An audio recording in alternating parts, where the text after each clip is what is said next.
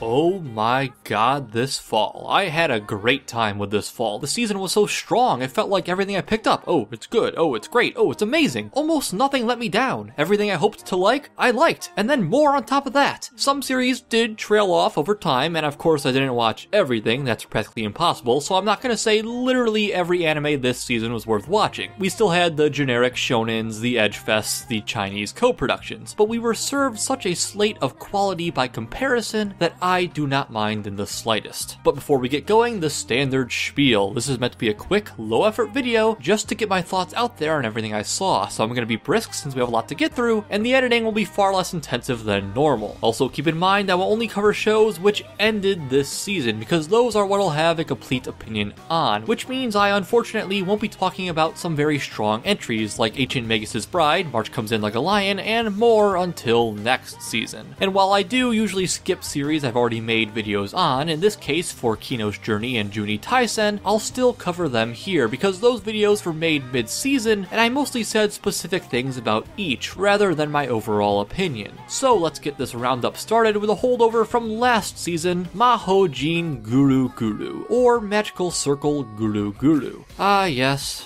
poor Guru Guru. It's unanimously agreed to be awesome among the 5 people that have actually seen it. I suppose it's no surprise Guru Guru didn't make much of a splash among the Western community. Its childlike visual style alone would probably put a lot of people off, and it's a readaptation of a manga from like the 90s, so it didn't have much hype going for it either. Nonetheless, it's a solid show. I don't think I found it nearly as hilarious as many others, but it's a pretty funny adventure series, riffing on all sorts of JRPG and general fantasy tropes. And I never hear this mentioned, I really liked the voice acting for the main couple. I thought they really helped to sell a lot of their scenes. At times I did feel the humor was a little too juvenile or just Japanese for my tastes, but I still had a good time and would recommend giving it a look if you are so inclined. Next, another summer leftover from Production IG, Ballroom Youkoso, or Welcome to the Ballroom. A ballroom dancing sports anime by the studio that brought us Haikyuu and Kuroko no Basket. Does it reach that same lofty height? Short answer,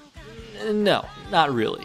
I mean, it's fine, it's a perfectly watchable series, but it lacked flair. The whole thing felt kind of rote, and that could have been assuaged if it looked good, but it only did at times. A lot of the dancing was either CGI or panning shots with little to no animation. Usually well-drawn panning shots, but still panning shots, and the grotesquely elongated character designs certainly aren't for everyone. There were a number of characters I liked, such as Chinatsu, and it did step up the production values when it absolutely had to, but overall, in my opinion, Ballroom is just a fine show. I know at the beginning I said I loved this season, and I haven't seemed overflowing with love for these last 2 series, so let's hit something I did think was great. Net-juu no Susume, or Recovery of an MMO Junkie. MMO Junkie follows a 30-year-old NEET, yes, a grown woman, who drops out of life to sit at home and play MMOs. While playing, she slowly comes to connect with other players, and some of those connections start to boil over into reality, culminating perhaps in a romantic situation. It's hard to describe what makes this show so delightful just by reading off the synopsis like that, but I had a blast coming back to it each week. It's a combination of the general charm and likability of the characters, the surprisingly pointed way it presents MMOs and social anxieties, the relatively fast pace with which it moves, setting up misunderstandings or similar cliches only to resolve them within an episode or 2, and the way it tangibly brings the main couple closer over time, even if some people were still left wanting by the ultimate conclusion. I was not one of them. If you're looking for a fun rom-com type show and can tolerate a healthy dose of unlikely coincidences in your plot, this is one of my favorites of the year. Next we'll go with another romance, but of the more teenage variety. Just because. Why should you watch this show? Just because! Truly the height of wit on this channel. Where was I? Right. If you liked Tsukigaki Rei, I'd wager it's a fair bet you'd like this too. Just Because has more of an ensemble cast rather than focusing on just the one couple, and it doesn't so much deal with being in a relationship as it does the general fallout of graduating, but both have a similar grounded tone, school setting, deliberate pace, and shall we say, lacking aesthetics. It doesn't do anything revolutionary per se, so if a methodical teen drama is on principle not your thing, don't bother with Just Because, but if you're not yet tired of anime set in high school, this is a very respectable rendition of the genre. And you know what? Next, let's just get it out of the way and do Juuni Taisen. Juuni Taisen throws 12 Zodiac-themed combatants into a winner-takes-all deathmatch and comes to us by way of Monogatari author Nisio Isin. In his usual subversive tongue-in-cheek manner, attentive viewers will be able to predict how the entire story plays out after only a couple episodes, which flies in the face of the usual who will live, who will die conversation that this sort of premise creates. My earlier Juuni Taisen rant, where I argued that this predictability is completely intentional and should not be held against the series, has become my most popular video ever. But it was also made in literally a day and came under some valid criticism, namely that I completely hand-wave what the series is trying to do in lieu of the standard death battle formula, so I'll address that here. First, it goes all in on subverting the battle royale premise. Ember Reviews has a great video on this I'd recommend checking out. Then second, it's a character study, and the last episode really clinches that, an examination of the cast and a statement on how each of these individuals is shaped by the violence and cruelty inherent to their society. The battle doesn't strictly matter because it's a vehicle for that, and random senseless death is just the world's modus operandi within the context of Juuni Taisen. So that's what it's trying to do, but with that video I was not trying to make the case that it necessarily succeeds at this. I was just trying to explain that you're looking at the series wrong if you want Juuni Taisen to be a Fate Zero and should adjust your expectations accordingly. It's perfectly valid to hold that the show is still a failure despite that, because the animation quality collapses, or the fights are anticlimactic, or you feel that the character writing just isn't very strong. I enjoyed the show, and even I couldn't argue that everyone was compelling or well written. Horse was weak, and Snake and Dragon barely warranted one focus episode, let alone two. But I was interested by enough of the rest that it held my attention from start to finish. If you felt differently, more power to ya. And if you are looking for an actual Fate series from this season, I suppose there's always Fate Apocrypha. As far as I can tell, the community has not been kind to Fate Apocrypha. Outside of episode 22, which was generally hailed as a crowning achievement of animation for the industry, the show's been blasted for being derivative, boring, and otherwise poor, which I don't think is necessarily unfair, but I did get some enjoyment out of Apocrypha. The first half especially was a lot of action and spectacle, which I found fun in its own right, but things really took a dive in the third quarter, when it calmed down and started focusing on the characters, most of whom are not very good nor entertaining to watch. It picked up again in that same explosions are fun way come the last bundle of episodes, but I don't think I could go so far as to call it an actually good series. If you just want a bunch of people fighting and killing each other, you could do worse, but you could also do better. I don't have any series that would make a good transition from that, so let's do Shokugeki no Soma, San no Sara, or Food Wars the Third Plate. I felt that this was kind of a return to form for Food Wars after the good but not as good second season. It drives the stakes up higher than they've ever been, adding a sense of urgency to the story that hasn't really been present to this degree before. In all fairness, however, the animation was very shoddy, and I hope they brush that up for the April return. But otherwise, if you're a fan of Food Wars, no reason to stop watching these over-the-top cook-offs and orgasmically good food yet. Speaking of shoddy animation, Shoukoku no Altair, or Altair, a Record of Battles. One of 3 MAPPA shows airing this season, after 2 more ended last season. This is a rate of production that does not seem sustainable, and that's very much coming through with how something like Altair looks. Altair is a political war drama show, which is right in my wheelhouse, so I enjoyed it anyway, but it does feel like a poor adaptation, even to someone like me who has not read the source material. The pacing often feels unnaturally rushed, and the art is constantly poor, whether off-model, replaced by CGI, or just barely ever moving. It has inspired in me a desire to read the manga, cause I'm always up for a tactical war story, but this doesn't seem like the best way to experience it. One of the other MAPPA shows of the season, which looked better but far from great itself, was Inuyashiki. In Inuyashiki, 2 men are unknowingly granted godlike powers by aliens. One a well-meaning old man, and the other a sociopathic teenager. Doesn't take a genius to know where that story goes, as one works to help mankind and the other tries to tear it down, with all this character stuff in between. I know someone in my position is expected to explain their opinions, but I find it hard to put into words why I enjoyed Inuyashiki as much as I did. It's got action, it's got characters of admittedly varying quality, and it's got violence, quite a bit of violence. If you can handle large quantities of blood and some god-awful CGI, maybe give it a try. On the topic of CGI, Houseki no Kuni, or Land of the Lustrous. I would give Land of the Lustrous the dubiously impressive title of Best 3D TV Anime. It certainly looks nice and makes use of being 3D to do things that would be impossible or impractical in 2D, like highly active camera movements and the gem-like hair of all the characters. The show is about a race of life forms called gems protecting their home from invasion by strange beings from the moon, assisted by an equally strange bald man whom they refer to simply as Sensei. The show is a manga adaptation, but its plot structure kind of reminded me of a light novel, constantly introducing new elements without taking the time to really resolve old ones, but in this case, it worked. The immediate plot and characters have enough intrigue that rather than be annoyed by the unanswered questions, my thought process instead was, damn, this is good, what happens next? I need to read the manga. And I guess that's exactly what a series like this wants to do, so well done.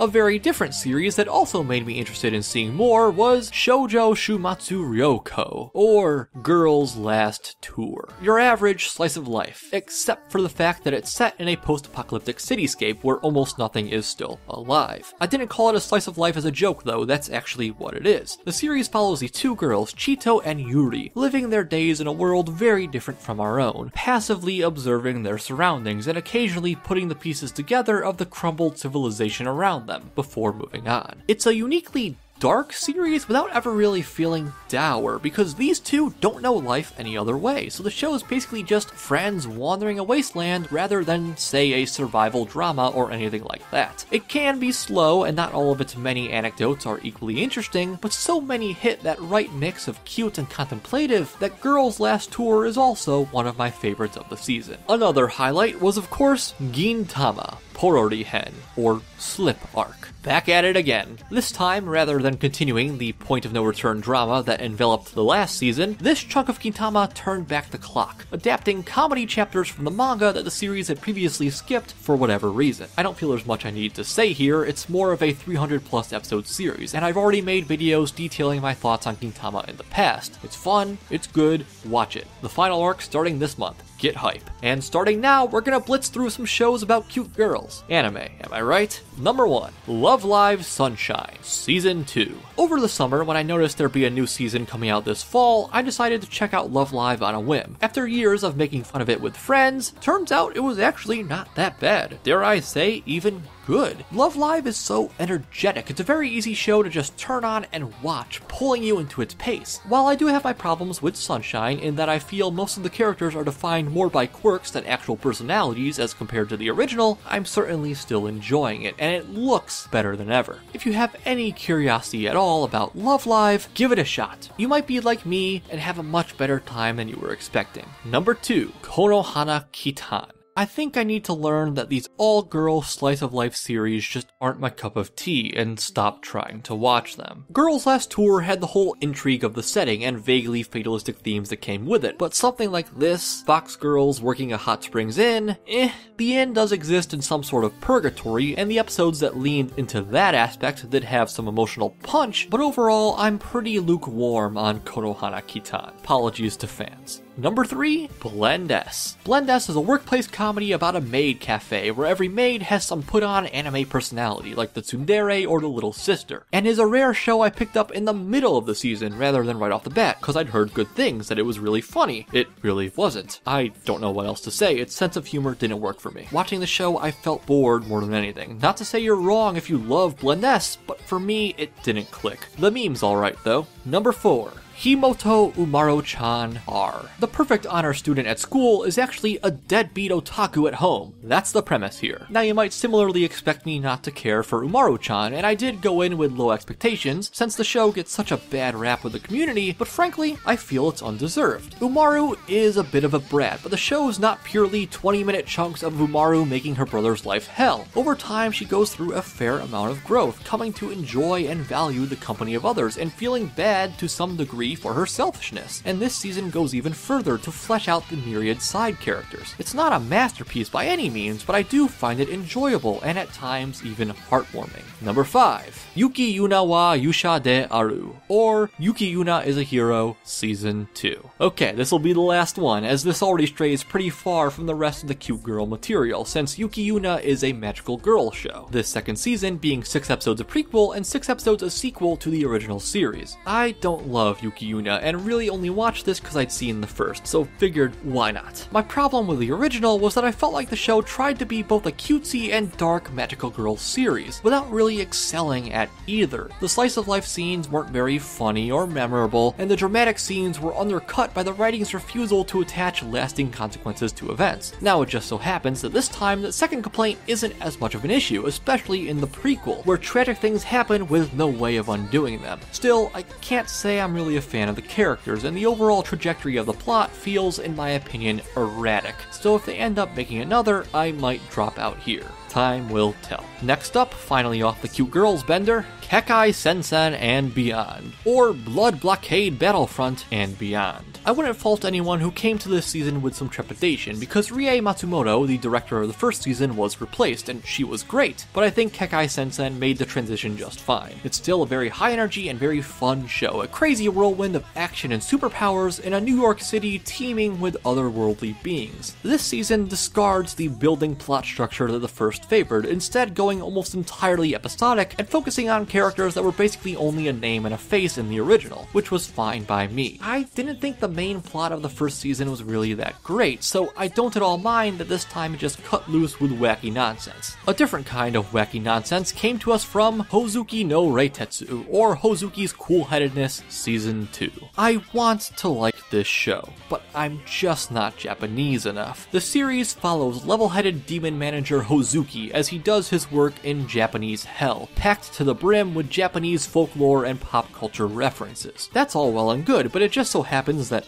as an American, I don't get most of those references, so my enjoyment mostly caps out at, boy, these wacky shenanigans sure are wacky. To be totally honest, I don't feel like I'm the right audience to make a judgment on this show, but I feel perfectly right passing it on Kino no Tabi, or Kino's Journey, the Beautiful World, the animated series. Like Juuni Taisen, I do have a video on the new Kino's Journey, in which I basically outline that due to the way it's chosen to adapt its stories, this series feels disjointed, composed of climax after climax without much downtime in between. It's a rote adaptation with no pizzazz, no thought given to the overall structure of the series, which often robs episodes of key context which could have pushed them from good to great. It adapted Kind Country before Country of Adults. If you're familiar with Kino, that says it all. In the end, it's a fine enough show, but it feels supported by its source material, as opposed to the 2003 series which sought to enhance it. Look, I know how that sounds, no one likes to hear, "Brr, the old series was so much better, the new version sucks." But A, I'm not saying it sucks, and B, that's just honestly how I feel. But let it be known that I do actually prefer the art design of the newer series. Okay, so before I'm lynched by new and old fans alike for all that I've said, our last series is Kujira no Kora wa Sajo ni Utau, or Children of the Whales. Pretty sure that's not a literal translation. Really striking visuals here. I like the style of this show a lot. It has a little of that Owari no Seraph thing going where the characters clash with the backgrounds, but generally this is tolerable, and the setting is really cool too. It's like this island floating through a sea of sand, and all the inhabitants have psychic abilities. It starts off as a slice of lifey show with some slight intrigue before suddenly going full action drama. I don't mind the shift, some do, but I can't argue that the writing doesn't struggle over time, which is disappointing because I loved the show initially and only liked it by the end. I guess that's just how these things go. Whew. And that is it. Probably my top season of the year. It didn't have my absolute favorite anime or even my second favorite, and some of its biggest standouts will have to wait until next season's video, as I mentioned at the beginning, but the sheer quantity of goodness was something I haven't seen in quite a while. And now that the new year is upon us, stay tuned this coming week for 2 videos summarizing anime, or at least my experience with it, in 2017. Till then, thanks for watching, have a great day, leave any feedback in the comments, subscribe if you want more, and remember that everything in this video is available for your viewing pleasure on either Crunchyroll, Funimation, Anime Strike, High Dive, or eventually Netflix. Thanks again, and see you next time. で一番